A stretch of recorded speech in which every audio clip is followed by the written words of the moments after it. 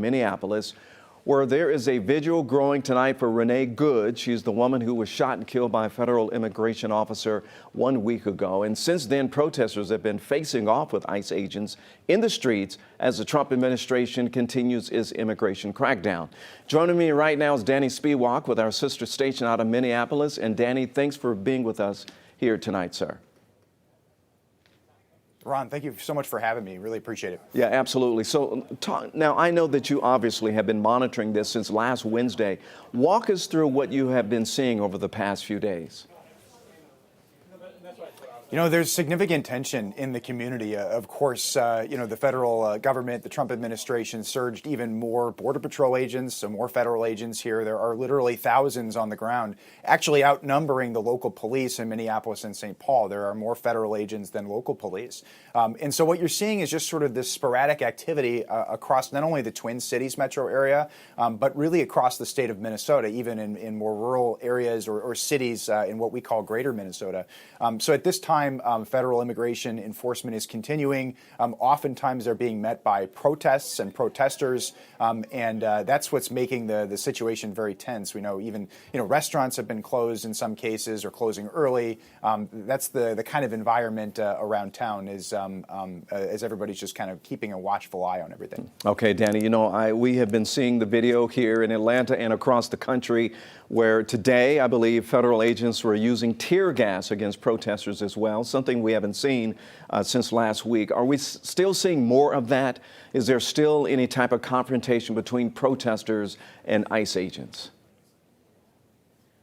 What's interesting is when you're on the ground here, it's very confined to sometimes specific areas, and so the federal building, basically where ICE is housed, is in a fairly secluded area of St. Paul, fairly close to the airport, but it's not a place that is necessarily right in the middle of a downtown.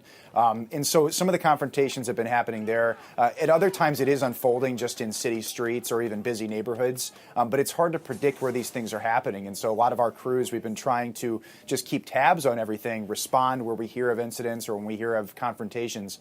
But it's not confined really to, kind of like one central area, other than the federal building that, again, is kind of in its own space in the city of St. Paul. Yeah, we're hearing from the Trump administration about what they're doing with ICE agents all across the country, not just Minneapolis. But are you hearing from those federal officials about what's happening in Minneapolis and their response to the protesters? Are they speaking out?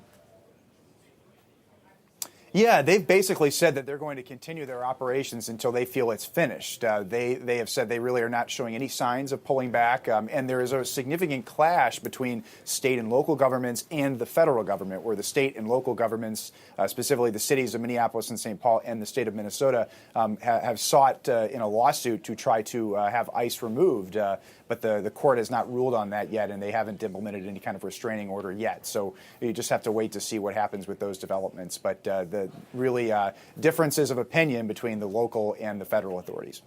Okay, I know you have touched on this a little bit already. So how is this impacting everyday life in the area? You talked about businesses closing early, but what about public safety? Being a former law enforcement officer myself, if I want to get from point A to point B, I need to be able to get there, but I have to make sure that I have another officer maybe to back me up, or maybe streets being blocked as well. Is it impacting public safety just based upon what you've seen so far?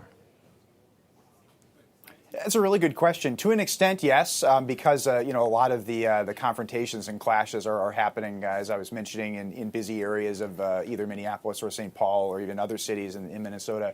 But in terms of if you were to walk outside, I don't know if you would immediately notice any kind of major difference. You're not seeing mass streets that are being blocked off or highways being closed, but there are these very specific incidents that have been unfolding and sometimes unfolding in public. And so in that regard, there is a public safety aspect to where those are occurring, but largely you're not seeing any sort of wide-scale closures or anything like that in the Twin Cities. Okay, Danny, I know you guys are very busy there in Minneapolis. We really appreciate your coverage and the information you're putting out across the country, sir. Thank you.